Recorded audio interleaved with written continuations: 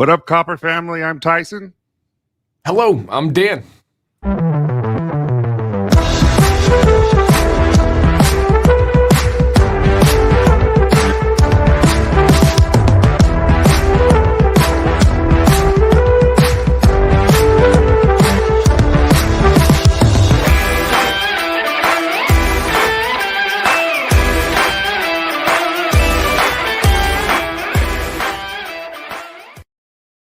Well, welcome in, Dan. I appreciate you joining us today.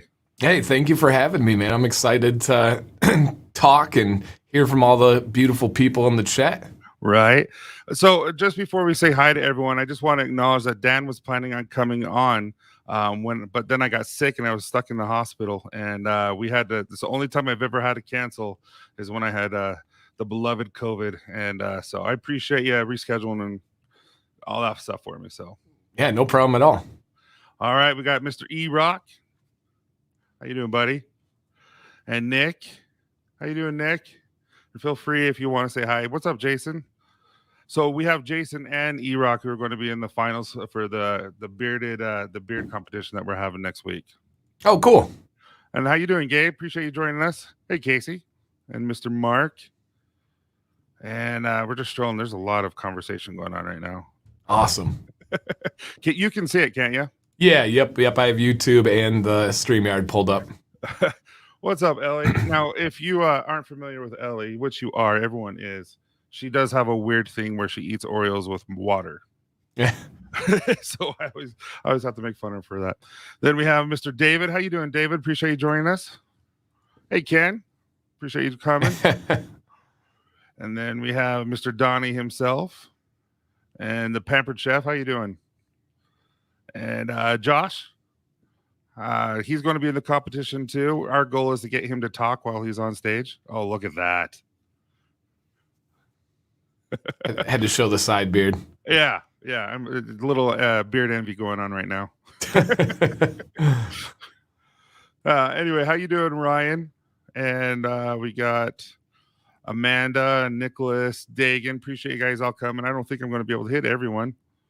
It was great to see Ryan and Zeb and JPP on earlier live today. That was super cool. Oh, it was way cool. It was fun. They have a really good friendship going on. You could tell that they all get along and they just have fun. For sure. What's up, Jason? Appreciate you joining us. The other Jason we talked about. What's up, Kyle? Mr. Steven. Steven is one of the biggest supporters of Copper Johns. He's always on there, and he probably is for you as well. Yeah, Steven's fantastic. Yeah, I've always wanted to visit Ireland. I think it'd be really fun. Yeah, absolutely. Mr. Hookham, how you doing, buddy? And Amanda. So we'll get started because there's a lot of questions that I want to ask you. And, we only do this for about an hour. And so everyone knows who Mr. Dancy Beard is. Everyone knows who you are. So tell us something about yourself, maybe that we don't know. Maybe introduce yourself a little bit differently. All right. So put on the spot, I would say one thing that most people don't know is my freshman semester in college, I failed all 6 of my classes. Straight up E's. Cost me about $10,000 of mistake. I actually went to college and I didn't know what I wanted to be, had no idea. And my buddy's dad owned a medical facility that took X-rays and CAT scans and all that stuff. And he said, hey, if you get your X-ray tech degree, I'll give you a job for $100,000 plus your first year out of college. And I was like, oh, wow, cool, let's do it. So I went to school to be an X-ray tech and absolutely hated the classes. I couldn't wrap my mind around why I was studying tree bark and algae to take pictures of somebody's bones one day. It just didn't make sense to me. And in high school, everything came really easy to me. I could listen to the teacher and I knew I'd get an A. And so I thought, okay, college would be the same. Everybody's like, no, you got to study in college. It's going to catch up to you. And I'm like, you don't know me. I'm good. Trust me, I got this. And straight up failed all 6 of my first classes. Wow. That reminds me of my wife. My wife and I was playing up at Rick's, BYU, Idaho. That's where I played football, and I only got to play 1 year. And my wife, she was going to Dixie down in southern Utah. And so we met up in the middle every weekend because we were going. And then she got in a wreck. She kind of got sick one time, and we're just like, nope, we are going to get married in the middle of the school year. And so she failed all her classes to move up there with me. Oh, nice. I So, feel it. yeah, but it's a little different situation. But I hear but look at you now, Mr. Teacher. Hey, that was it. I started coaching water polo in Ann Arbor at a school called Ann Arbor Huron, and fell in love with like teaching a sport. And I was like, man, I wonder if like teaching a subject would be similar. And I like history, so how about I go for history? So I switched that semester and then did great. I graduated with an exact 3.0 GPA, so I was a straight B student. And I'm not kidding, like exact to the 3.00 GPA for my undergrad. So yeah, I was cool. I was happy with it, just enough. Oh yeah, absolutely. So what got you into teaching? I know you just talked about that, but history, what do you teach exactly? Because I taught history in college, and I taught like American history up to the Civil War. And that's kind of what I taught. And I absolutely just love that stuff. So I was just kind of interested in what you teach. Yeah, I've taught a ton of stuff. So I started out, my first year was at the high school, and I taught U.S. history from World War II to 9/11. So it was like modern U.S. history. And then for the other 11 years of teaching, I was at the middle school. In my first year, all 11 years, I've taught ancient world history, which is the Greeks, Romans, Mesopotamians, Chinese dynasties, all that stuff.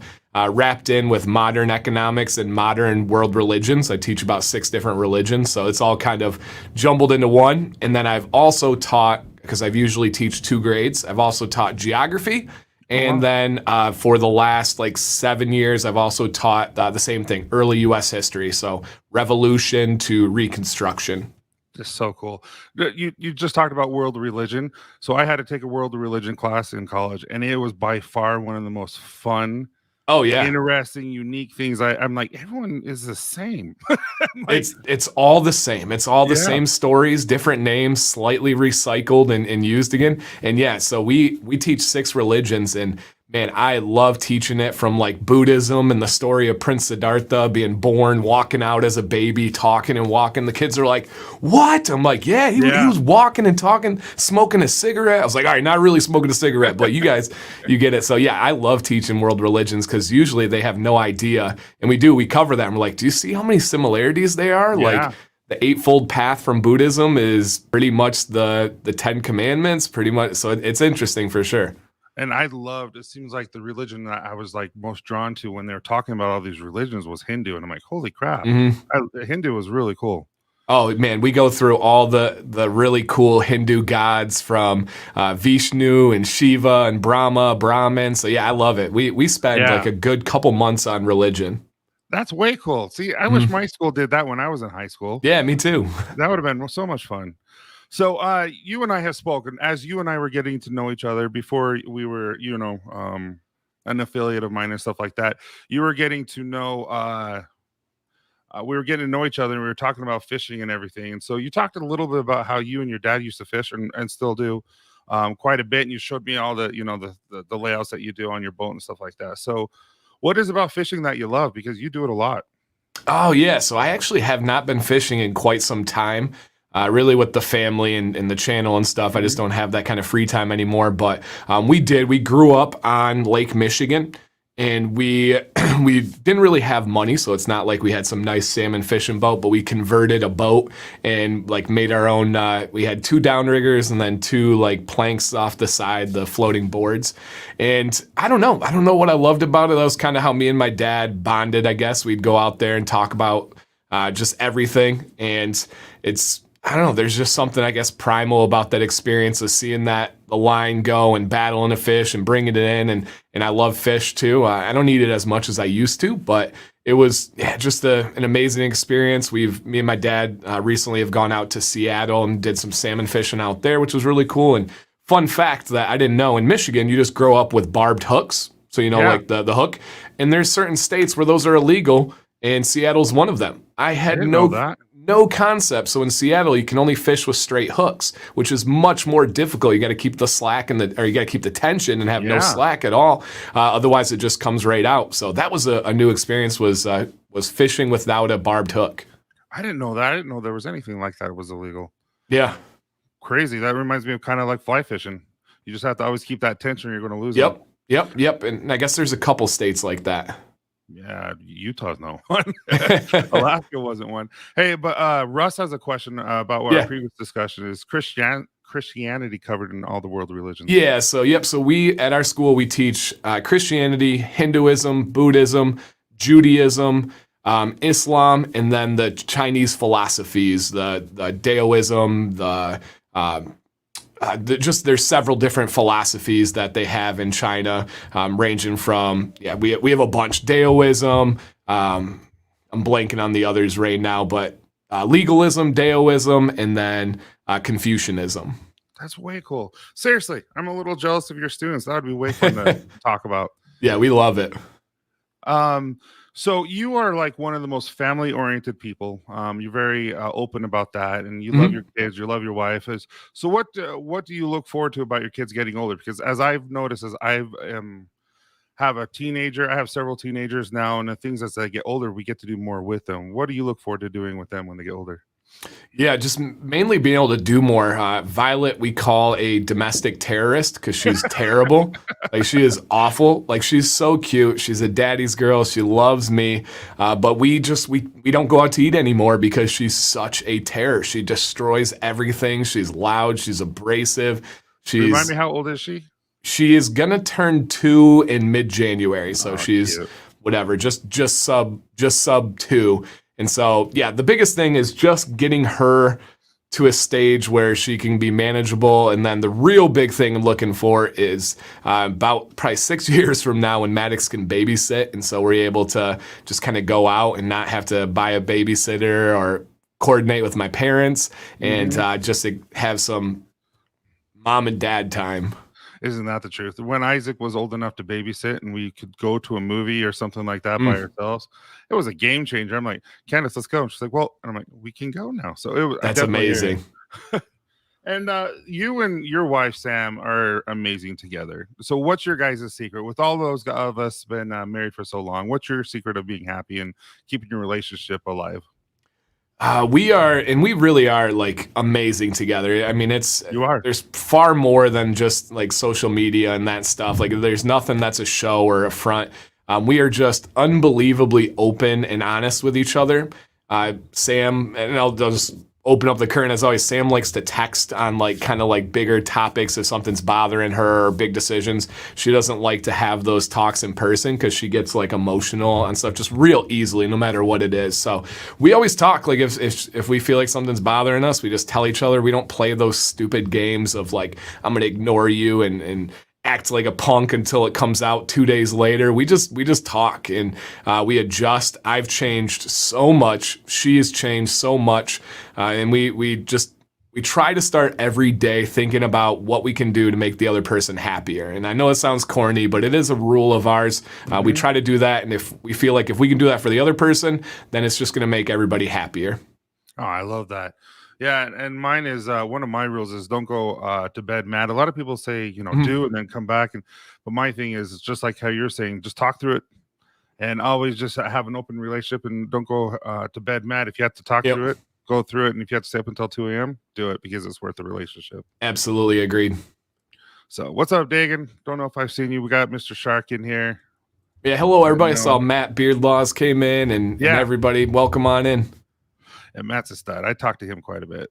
Yeah, and Nick says the wife is always right and always say yes. See, no, I am far against that rule. Sam is frequently wrong. I frequently tell her, but we both have had to work on like not having an ego and being able to admit when you're wrong, being able to say I'm sorry, even if it's a thing like for me, I'll say something and I don't realize that it's hurtful for her feelings. I'm like, I didn't know that, but I see that now. I apologize. I was just trying to be helpful, but you don't know how the other person takes it. So that's a big thing for us. Absolutely. And the thing also that I've learned is if I'm starting to get upset because you live together. I'm like, there's going to be times where you have disagreement and you're going to lose your cool.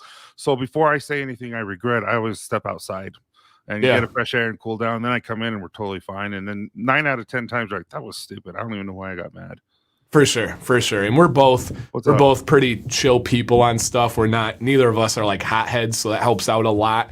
We're pretty rational on things. Like if I'm upset, she knows it's something like for real.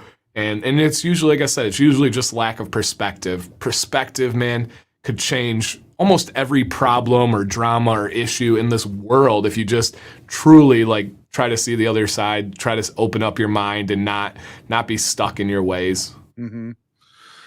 So you talk about Sam and how she gave you kind of a nudge about creating your channel, and that's all that you needed, and then you just flew. I mean, like you worked nonstop. Like that's just what you do. Yeah. So what's the most important thing that you've learned since starting your channel? Yeah, it's funny. Someone messaged me today and said, "Hey, I got a new channel." And they said, "I only have 3 subscribers. What's your advice?" And I said, number 1, genuinely don't worry about numbers. I know everybody says that, but it's true. Number 2, work your butt off. Set a schedule and hit that schedule no matter what. I don't care if it's 1 video a week. I don't care if it's 2 videos a week, whatever it is. Because many people are watching right now. They see where the channel's at. And it's still, check with me in 5 years and we'll see. We'll talk about real numbers. But they see where the channel's at now and relative to our niche, right? It's doing well. But very few of those people were actually there 3.5 years ago when it started. Very few people saw that for almost a year, I did not even right now 3 videos. I used to do 4 videos a week and a live stream a week. So yeah, when I started, it was 4 uploads. And then I cut back, I don't know, a year and a half ago or so. But for almost a year, under 1,000 subscribers, not making a penny off anything in any way, no affiliates, no ad commission, no anything. I did 4 videos a week. I did a live stream every week, and still to this day, I've never missed. And that's what people don't see, and they don't see the culmination of the video ideas. And do you have any idea how hard it is to make 3 to 4 videos a week for almost 4 years now and come up with new content, useful content, relative content? So people don't see that stuff. And that's my biggest advice is just grind. I literally did not start to be like, you know what? I see people making money. I'm going to do this to make money. Or I see people with huge numbers. I'm going to do this to get famous. It was my wife told me I would be good at it, and I genuinely loved beards. Boom. And so I just started working. I just got to grinding, and looking back at it now, that's probably the biggest factor out of anything I've done was just loving the process and working my butt off. And what's funny is before I even started and owned a beard company, I would reach out to you and say, "Hey, I have a question," and I would ask you the question, and within 2 minutes, literally like 2 minutes, you would respond with a video that you had already answered that question with. And what's cool is I'm doing that now with Ken as I'm learning how to do lives and do some content and stuff like that. I'm like, "Ken, what am I supposed to do right here?" And Ken will send me a link that he's already done the content with. So yeah, I think that's really cool that you guys do that. But how do you get your ideas? Because like you said, you've had years of 4 and now 3 days worth of content. Where do you get your ideas? Because yeah, I don't know. I think that's one area where being a teacher helps. Like every single day I have to come up with a lesson plan, right? I have a map of what I need to teach this year, but they don't tell you how to teach it. They don't tell you what to do to teach. So I have to come up with all those ideas. And my biggest thing, I actually have it up right now because I was planning my videos to film this week. I have this list, and it's just absolutely massive. And these are all videos I have not done yet. Now, the green checks are ones that I've done, and we could go for a very long time looking at all the videos I've done, of course. But I just keep a list, and as stuff pops up, I'll be getting ready in the morning. I'm like, oh, I bet people don't think about this. Boom, video.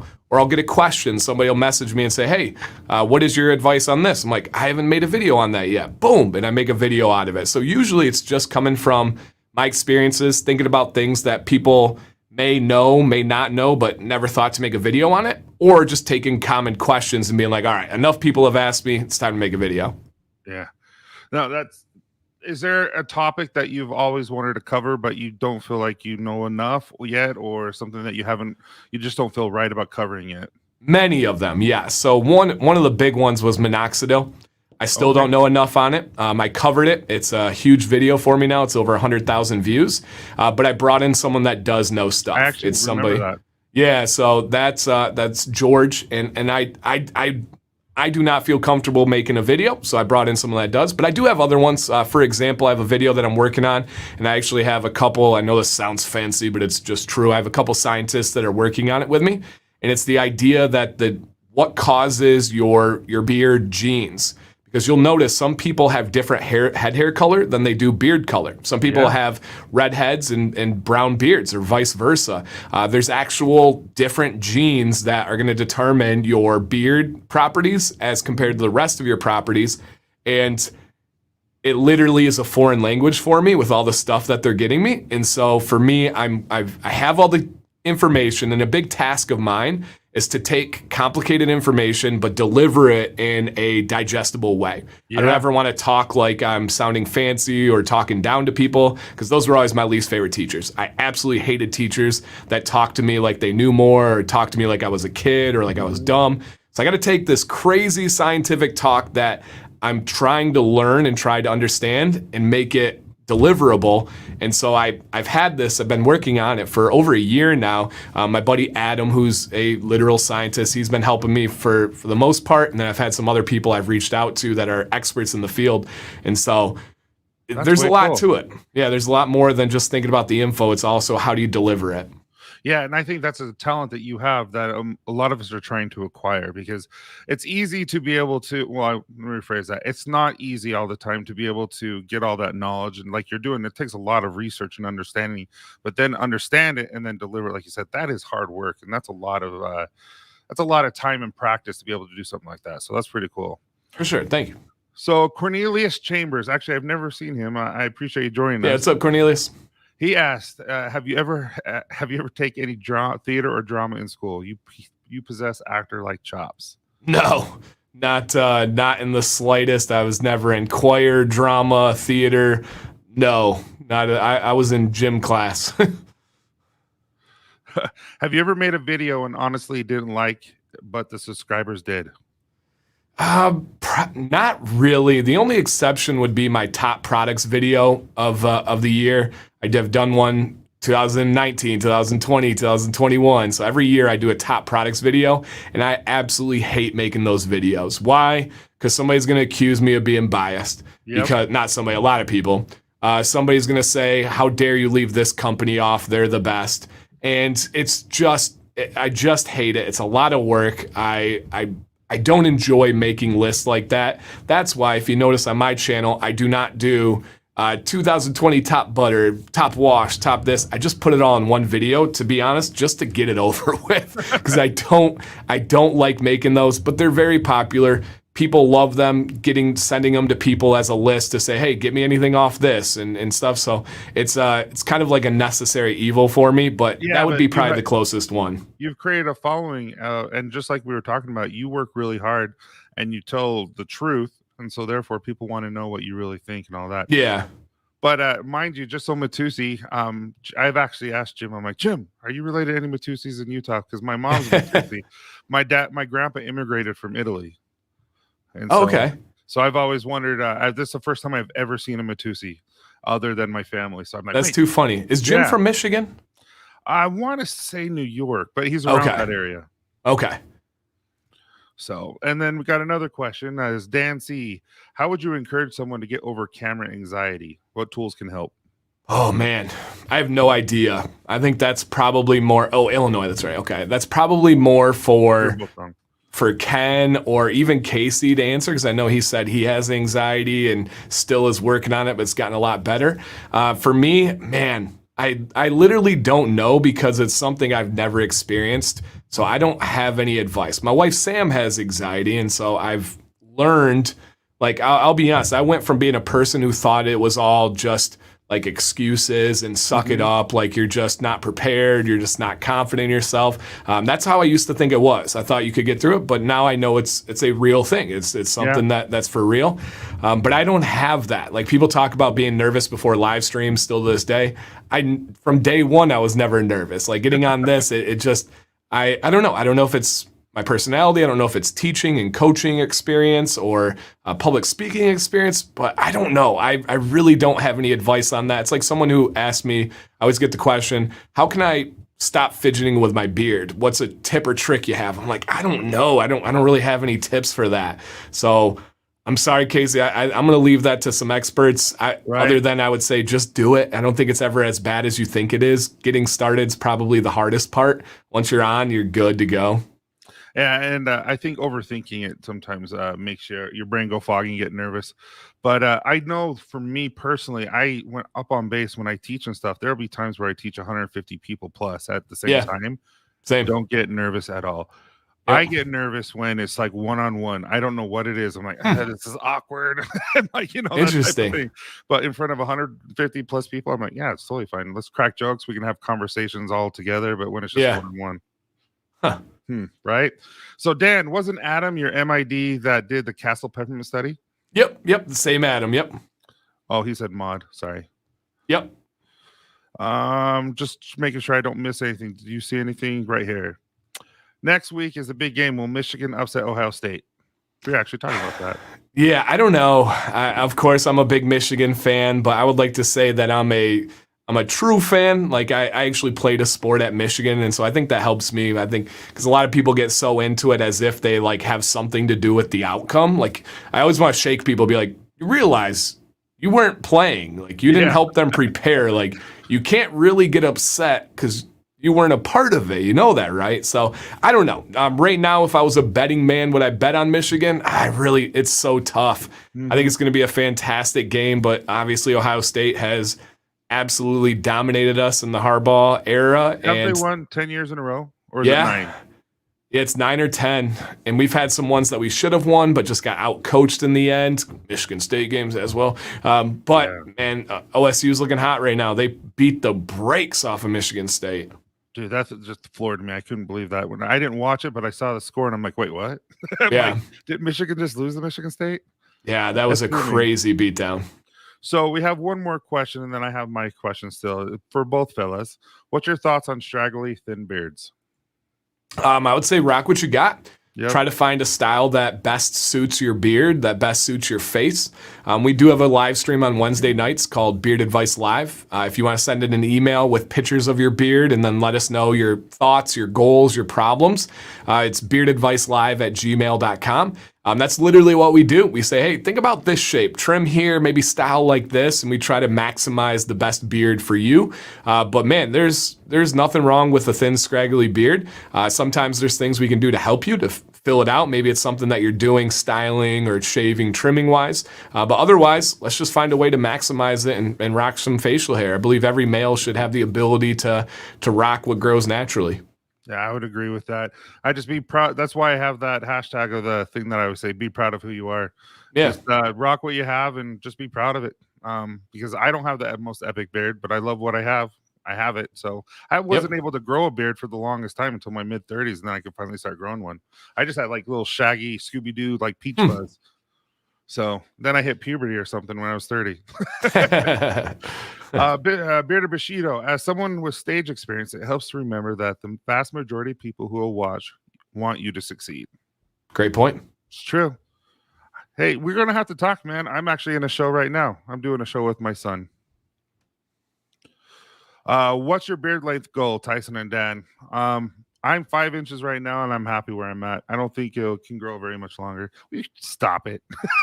So I think I am between 10. I'm usually between 10 and 12 inches on my beard, and I've kind of found that at about that point, it starts to become too thin for me at this current stage of my life.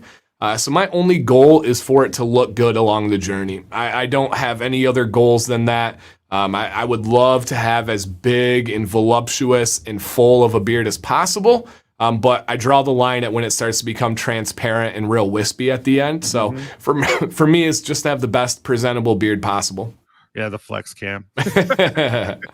No, it looks how thick is that? Have you ever measured that? Because it's it's thick and it's some thickness. Yeah, it's even thicker in person. Like the camera takes a little bit away with the lighting and stuff. Yeah. But no, it's probably a good 3-4 inches, That's awesome. On thickness. Yeah, there's a little bit of beard envy going on for me. I've had people ask like what's behind it, and then I posted a nice, I love posting my mean comments, and someone said they knew that it was what was it, Pakistani weave, and I said, hey, at least it's quality. Yeah. So we kind of just talked about this, but for No, I'm going to pass this question because I wrote it down, but you talked about people starting YouTube channels. That's kind of what I wanted to talk about next, but you mentioned that. So the next question I think I want to know is, you being so involved in the bearded community and just the beard products and all that in general, what do you see the trend moving towards 2022? What do you see coming out and the trends that you see, that will happen in 2022? I think the trends that are happening are, I'm going to call them legitimacy. Now, we had this big boom about 2-3 years ago because I don't know, a lot of people know, but the beard industry in America started in about 2011 to 2013. That's when we saw the first companies. The Bearded Bastard was actually first. They were the first like real LLC beard company in 2011. And then in 2013, you saw Detroit Grooming and Honest Amish. Obviously, those are three of the biggest names. Beard Brand even coming a little bit after that. But then there really wasn't much. And then there was this explosion, a small batch, about 2019, 2020, where these companies just, boom, rushed the market. And when you see that, the good and bad with the US is the barrier of entry is very low. It takes very little to start a beard company in the US. In the state of Michigan, it costs about $50 to get an LLC, and then you can get going from there. You can get a website pretty cheaply. You can buy products off Amazon, and you don't have to send them into an FDA lab. You don't have to get them checked. You can sell them at your own discretion. Mm-hmm. Now, there are laws, there are regulations, there are rules on things from labels to the potency of scents to anything, the packaging, by how do you sell it? Is it by weight? Is it by volume? Liquid volume? Like, what's going on? And there's a lot that was not within the umbrella of being legal. And I love the trend of the last 6 months to a year where it's like, okay, companies are realizing, okay, I got this started. I should probably start being legitimate with my scents, with my labels, with my products. And I hope that trend continues for 2022. Unfortunately, we've seen a bunch of companies fall to the wayside because I think we get a lot of owners that are very passionate about beard products and helping people, but they don't fully understand business and taxes and customer service and even what they're getting into. Sometimes the weight of it is too much to handle with their other career and their family and stuff. And so they're falling to the wayside. And I believe 2022 is going to be a golden year. I think we're going to see the companies that are here for real, the companies that have the products, that have the customer service and the business mind. And I think it's going to be more legitimate than ever. And for good or bad, I do believe the FDA is going to start to step in and have a little bit more of an eye on this market. Kind of like a peek behind the scenes. The bath and body industry always seems to be about 2 years ahead of the beard industry. Yeah. So whatever they do with regulations, whatever they do, they have full out lobbying groups in DC that are lobbying for bath and body companies. Now we are seeing the FDA stepping in on bath and body companies. Last month, a company was completely shut down in California because they were not using the proper potency. The FDA came in. They didn't have safety sheets. They didn't have documentations. Another company in Florida just got shut down. So I believe that they are starting there. I believe it's going to be heading towards the beard industry, again, for good and bad. Yeah. No, I love the reporting that now we're going to go with 5B instead of, you know what I mean, with infrared and all that kind of stuff. I'm going to have to redo a couple of things. A lot of people are, if they're going to stay legit. Yeah, and so I just like my nightfall is not going to be as strong and all that kind of stuff, but it is what it is, and it's going to be, you know, that type of thing. But yeah, that was a big change. Yeah, it was a huge change. So, but I agree with you. That's what Andy, you know, when I had him on and I asked him that question, he said the exact same thing. It's these are the people who make 2022. He's going to see those are the guys who are legit. Yep. So I really think that's going to be the golden year. How you doing, Ken? It's good to see you, man. All right. So if you could give any new beardsman one piece of advice, what would it be? Just brand spanking new. Brand spanking new beardsman. I guess I would say rock what you got. I mean, I think there's two things that kill new beards. One is insecurities because they feel like their beard is not living up to their expectations, and you pair that with like their colleagues taking shots at them because that's how they think they bond with people. What's on your face? What did you forget to shave? You know, they don't actually mean it. They just think that's how you talk, you know, that's how you bond. And then the second thing is bad products, right? Imagine trying and your first beard product is full of silicones. Your first beard product is low quality. So my advice would be rock what you got, right? Don't let those insecurities. And then I would pair that with getting a good quality product, even if it's just like an Honest Amish or something in store, so you can feel what it's like to have a healthy beard, to have not experiencing the itch, not experiencing the dryness, that type of stuff. I think those two things would make all the difference in the world of keeping the beard and enjoying the journey. I love that, because when I started growing my beard for the first time, I was in, again, a show with my son, and I was Bill Sykes, and I've mentioned this before in lives and stuff like that, but I wouldn't have made it, I don't think, if I wasn't in the show, because I was forced to grow one. Oh, okay. And I was itching all the time, and I would use a brand that I found in Walmart, and I would just like, I hate this. Someone said, you know, use this, and then I finally went to a barber to just kind of trim it because it didn't look good. I'm like, what's going on? And he's like, dude, what are you using? And I told him, he's like, you're not supposed to feel like this. And I'm like, really? Yeah. I don't know. Like, I didn't know. And he introduced me to a small batch company. And ever since then, I'm like, it's golden. It changed my life. It breaks my heart when guys use some of that stuff from Walmart or wherever it may be, and they think like, okay, I've heard about beard oil. People keep talking about beard oil. This is what beard oil is? They're crazy. This is garbage. And they have no idea that that's not even, if the first three ingredients end in cone, that's not an oil. You have a silicone product. You have a beard silicone. All right. So now we got some fun questions so these are all, I wrote these down. These are all questions from IG. Cool. That I put on my story. So some of them are about Copper John. Some of them are just dumb. Okay. So the first question is, what makes Skipper stand out from your other collabs? I would say one thing that makes Skipper stand out is it is with the collaboration between us. It was constructed from start to bottom from scratch. I only have one other company that I've done that with where we made a really like an entire new blend.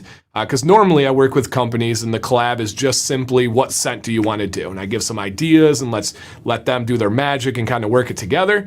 This was both of us talking and being like, hey, what do we think is going to be the best for gray beards?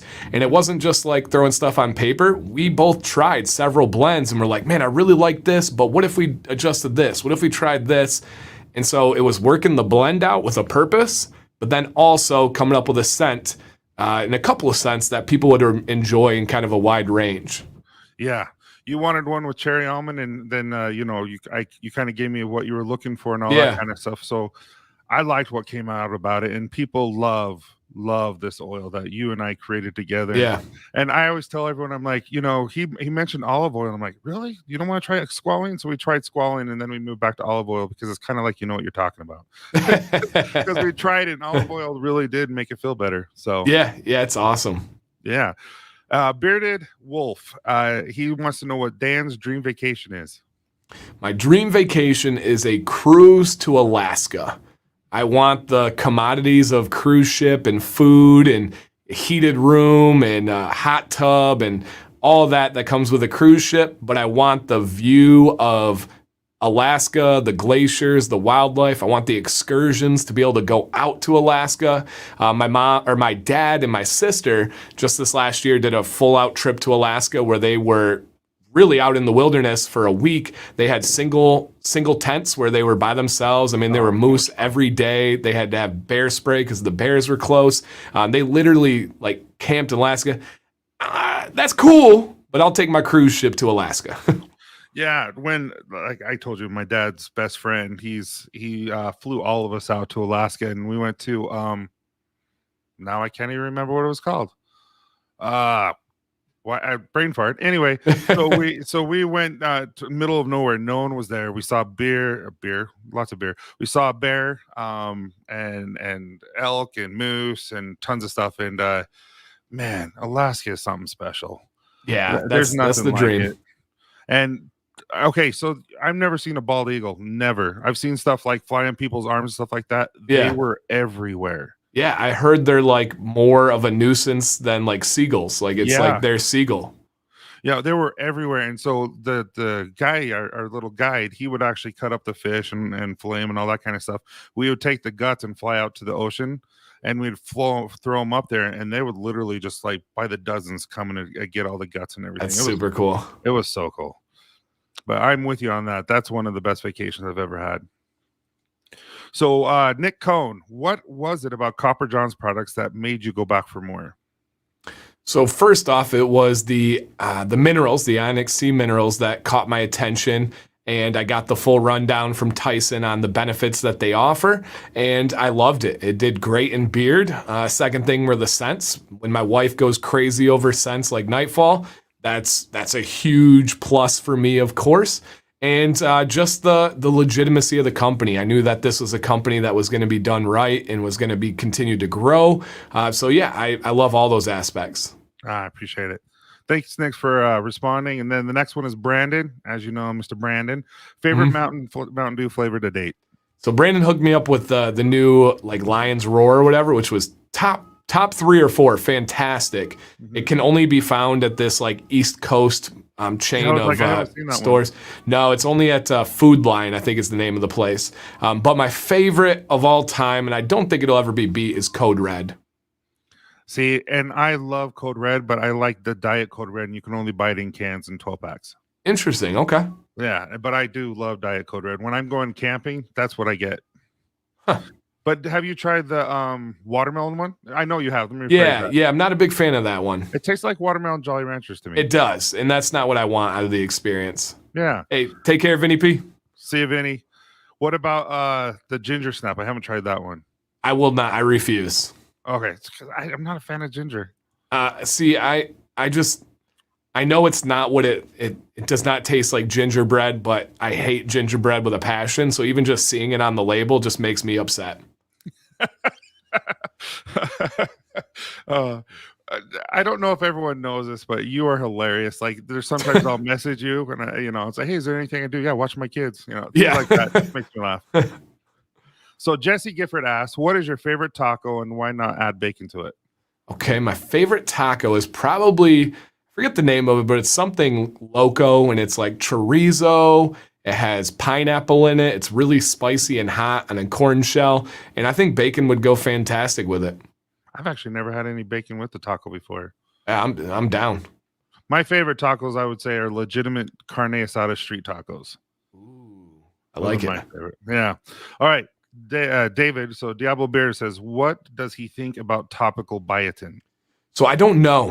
There's no research that's ever been done on that. Trust me, I've looked, but it's currently being done over the last 2 years now, almost 2 years now, by the Redken company. Redken, which is a huge like shampoo conditioner company. And they have clinical trials going down right now for topical biotin. So the second that those studies get released, I will let you know. I don't think that we use it with any potency that anybody would be able to be like, oh yeah, in 2 months I experienced a great change, right? As compared to ingesting and taking it internally with like 10,000 micrograms or MCGs, like there's a big difference there. So my true answer that I've said since companies released like biotin conditioner and all this other stuff, I don't know. There's no research behind it, so it would just be anecdotal evidence, and I don't have any. Yeah. I don't either, obviously. All right. So I'm going to go with, let me try this. Let me start over. So at the end of every show, I always do Would You Rathers. Okay. But I'm going to do the Would You Rathers. Then I'm going to ask, because we have 47 people in right now. And I'm going to ask them to ask you any questions that they might have for you. But Bearded Bridge, Brett, he asked the Would You Rather, and it made me laugh. So I thought, let's just do all the Would You Rathers right now. So okay. First question: Would you rather root for Ohio State or shave your beard? Root for Ohio State. All right. Second one: Would you rather work under a hot sun or extreme cold? Extreme cold. Me too. Why? I can layer up and get warm. I do not like the sun. I don't like heat. Nothing about heat do I enjoy, or the sun. I actually hate the sun. So there's a lot of people in the chat right now from Phoenix, and I used to travel and train a lot of people with supplements and stuff like that. Yeah. And I would travel, and I went to Scottsdale and Phoenix area and Gilbert and stuff like that. And I would go outside in the middle of summer, like July and August. I'm like, why do the freak do people live here? I'm like, I do not get it. It's like Yeah. from the car to the grocery store to the hotel to your office or whatever, you're just sweat. And I Right. was like, I don't get it. I'm Couldn't do definitely it. I would be cold too. So the next one is: would you rather be royalty 1,000 years ago or an average person today? Definitely royalty 1,000 years ago. Why is that? I just like I like the idea of being powerful. I think obviously life is different back then. The average lifespan is shorter. There's no internet, there's no electricity, all that stuff. But I don't know. I don't call me power hungry or whatever you want, but I think it'd be cool to be royalty back then. There was, yeah. There's a lot of. Have you ever watched Outlanders? Is it called Outlanders? Yes. Yep. I've seen Outlander. Yep. A good show. Yeah, that's fantastic. Yeah, that would be fun to live in that age. Maybe just me imagining, but it would be fun. Yeah, I agree. So Andy just goes, Dan considers 60 degrees Fahrenheit extremely heat. 70. Actually, 60s. What drives my kids crazy is I always, even in the middle of the winter, I have my window down. Mm. I'll take 60s. 60s is almost ideal. Now it's humid where you are, right? In the summer, it's very humid. Yep, we got the Great Lakes surrounding us. Okay, but in the winter, it's not? No, dry as all can be in the winter. Oh, wow. Super dry. I did not know that. Yeah, because in Utah, it's dry all the time. And so usually in the winter, it's just that's where we focus on drinking and all that kind of stuff. Your beard will just show up. Yep. No, we have dry winters, humid summers. Would you rather be the funniest person in the room or the smartest person in the room? That's tough. Oh, man. I would rather be the smartest person in the room. Why is that? I feel like it's more valuable. Once you're done being funny, what do they have left for you? You know, there's nothing beyond that.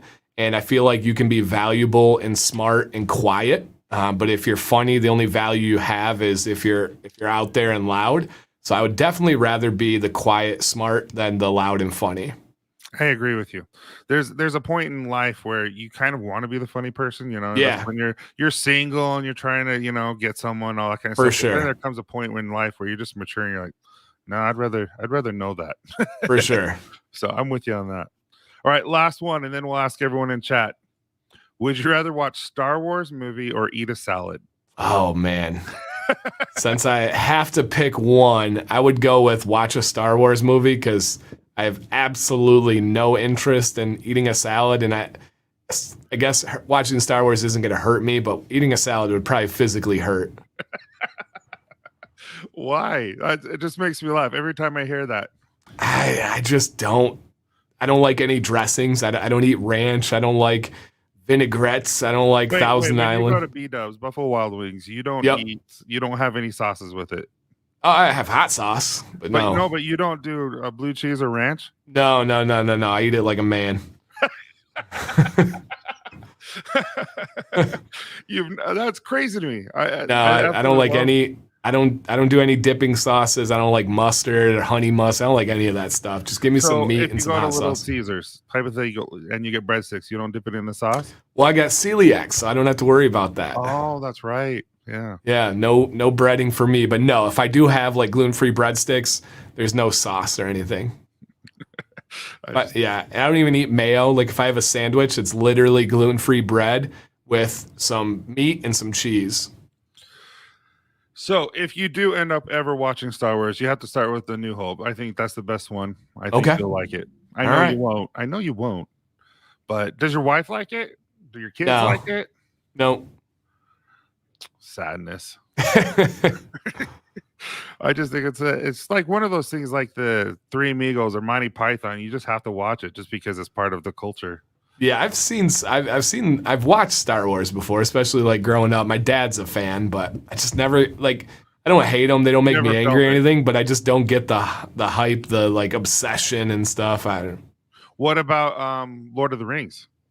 Yeah, I like those. I guess I'm just not a big movie. I have a hard time sitting, right? If we're watching a movie, I would much rather be like working on a video and editing and doing stuff. So I guess I'm just not a big movie person. That makes sense.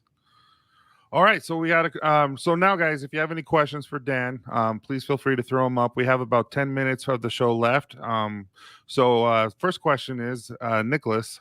He goes, Dan, see the 3 rules of Monday Night Commands Corner that we can't talk about, and the idea that you could run for the office. I don't know what the running for office part is, but yeah, no Star Wars, no politics, no religion. Yeah, that makes sense. So we broke one of them.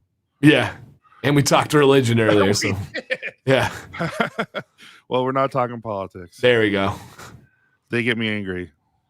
Yes, all of them, all the above. Yeah. SpongeBob SquarePants fan. No, so I just had this discussion with Sam. So my kids love SpongeBob. Sam grew up watching SpongeBob, but I didn't watch SpongeBob growing up. You're 33, right? That's Yep. what it says in your bio. Was SpongeBob even a thing back then? Yeah, it was. I just didn't watch much TV as a kid. Okay. Yeah, neither. I was always playing football or basketball or baseball or just all that kind of stuff. Yep. I do remember going to watch Iron Will, if you ever seen that as a kid. Nope. That was one thing that I thought was huge. And Ninja Turtles. All right. Is your beard, Dan, normal hair or that of a Norse god? I think pretty normal. There's so many, like, if you guys get into like the competition circuit of beards and start following those things, man, they put my beard to shame. You talk about like beard insecurities. There are some crazy beards out there. Yeah, Matt's is a little bit longer than yours, right? He's about 18 inches, he said. Definitely, yeah, definitely Matt's is longer. Bigger mustache, longer beard, yep. Yeah, and he actually didn't even place in the top 3, which is crazy. Yeah, no, it's wild out there. Yeah, that's the one that Cruz went on, right? Yep, yeah, that was the world champion or national championship. That's way cool. So, hey, Bear, how you doing? How great does my beard look after No Trim November? The best it's ever looked, Mayor. You got to calm down. You're starting to encroach on my territory. I absolutely loved it. He actually went fly fishing the other day and actually took a picture and sent it to me. He's like, hey, I'm using your fly. So I thought that was super really cool. Because it's a real fly, everything I send. Favorite video made? Ooh, that's a good one. Of my own? Yeah. Oh. That's actually a really good question. My easy answer would be my morning routine video because I think it's helped the most people and brought in the most people to this community and my channel. It's got over like 208,000 views. But my favorite one is actually kind of a topic we talked about earlier. It's not a popular video. It's not a big time video, but it made a big difference in the community even when people didn't see. And that was my video on the laws and regulations of fragrance levels. And I started to talk about... Yeah, I talked about the IFRA and I talked about all the levels on stuff and potency. And I had a couple that were back then that really shook stuff up. Like I had a video that said, if you have a water-based product, you need to have a preservative. And you guys have absolutely no idea how much backlash and heat I got. You're trying to kill small batch. You're pushing artificial crap. And it was like, no, you guys, if there's water, you need a preservative. It's very, very simple. Because at the time, everybody was pushing all naturals, all better, and you can't have that. I'm like, you're going to hurt someone. Like, you're going to really hurt someone. So that one, I also did a video that broke down that balms and butter need to be measured by weight and not volume, and that oil is fluid. And that was another one where I caught so much hell. I'm going to have to change my labels, my system and stuff. And it's like, couldn't be any more clear. Here's the literal FDA law. So I'm very proud of those because I wasn't like intimidated or scared to put out good information. It wasn't an attack or a smear campaign. It was just real information that I think helped the industry. Oh yeah, and that was before me too, and that helped me. So I had the scale and started measuring everything that way. So there's some information that you've given that's definitely helped me personally. Cool. As I started, yeah, dude, you're awesome. I really enjoyed it. Thank you. Dan, did you nail down the date for the next Disney meetup? The date is March 30th. March 30th. It'll be about 5 p.m. at Disney Springs, Orlando. Same spot, Andrew, right next to Hard Rock. So March 30th, guys, get your plane tickets, get your Airbnbs. We will have probably 50 plus people there, 10 plus companies, I would hope. So yeah, March 30th, 2022, Disney Springs, big meetup. That's way cool. Yeah, I wanted to go, but just didn't have the time. Yeah. We off screen, I got to tell you some stuff. It's really cool. Okay. All right, I'm looking for the next. Tyson, do you like heated brushes? Me personally, I've tried, and that's one thing that eventually, Dan and I are going to meet up here shortly, next year, and I'm just like, I got to figure that crap out because every time I use heat, it feels like my hairs actually become more brittle. I don't know how to explain it, but we're all different. Yep. I'm looking. Do you see any other questions that I missed? When I try for Copper Johns, what scent would you recommend? If you're going cologne, go with Nightfall. If you're going with like an everyday scent and try something different, go with Skipper in the gray beard line. Even if you don't have a gray beard, it's fantastic. Oh yeah, I'm a huge fan of the gray beard, the Skippers, Polies, and On the Rocks. I really like On the Rocks. Yeah, no, that's a good one. All right, we have. What's your thoughts on cocoa butter? It's okay. It can be done all right. It's not in my top 3, 4, 5 butters for beard products. It has a high comedogenic scale rating, meaning it's likely to clog pores. But if you keep it on the hair, it's decent. It's not a bad ingredient, just not my favorite. The scent is very strong. If you're going to work with cocoa butter, you need to either go with a highly refined one, which takes away a lot of the benefits of it, or you need to work a scent around it involving something that's a little bit more dark and savory, chocolate, coffee kind of based. So yeah, there's pros and cons, but it wouldn't be in my top 3 recommended butters. And Jamie asks, I'm not sure this has been asked, but is Coming Home coming back? Yes, matter of fact, a week from Monday, Command's Corner. We got Dan. He's going to be launching a few things for us, and one of them will be coming home. Yes. So I know. I'm really excited. We have 1, 2, 3, 4, 5, 6, 7 new products coming out and coming home.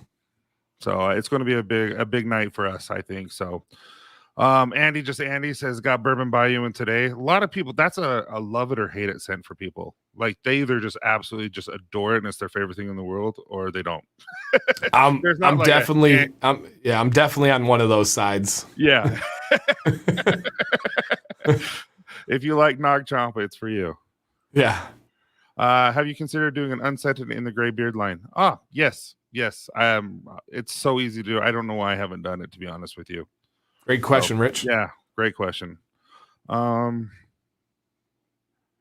That looks like about it. So, dude, it's been an hour. I just called you, dude. Just go with it. And it's crazy how fast this time goes. Like that's absolutely stupid. Yeah. And you're always a pleasure to talk to. I really appreciate your friendship. I appreciate the hard work that you put with Copper Johns. And do you have anything you want to tell them? Anything's coming up that you want to discuss or anything like that? No, not at all. I'll be live tomorrow, 9 p.m. Eastern on the channel. Hope you guys check it out. The following Monday, same time with Copper Johns. And Wednesday, we'll be live, Beard Advice Live. We are going on vacation after that, but I literally scheduled my vacation around Beard Advice Live. So Sam wanted to leave before that. I said, no, we gotta have this commitment. So if you guys like the show, appreciate the effort and commitment, just all you got to do is stop in and say hello and hit the thumbs up on Wednesday. And again, I appreciate you guys all coming in. Like it, subscribe, and we have these every week. Next week will be our beard competition. We're going to have Brian from Beards and Banjos, Matt from Beard Laws, myself, and Casey going to be kind of running the show, and then you guys in the chat are actually the ones who are going to be voting for the winners. And we'll have a bracket challenge. And we'll keep going, and then the winner will win a $100 gift card. So super cool. Yeah, I'm excited for that. It'll be really fun. So, well, I appreciate it, Dan, and everyone. You have a wonderful night. All right. Thank you, guys.